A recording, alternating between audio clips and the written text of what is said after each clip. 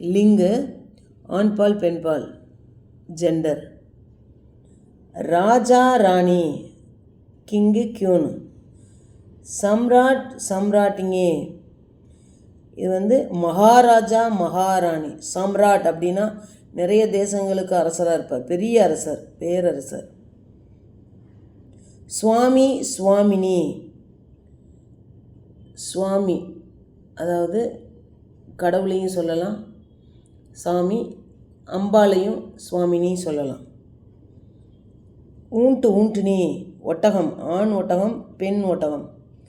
Share ஷேர்னி, சிங்கம், ஆண் சிங்கம் பெண் சிங்கம்.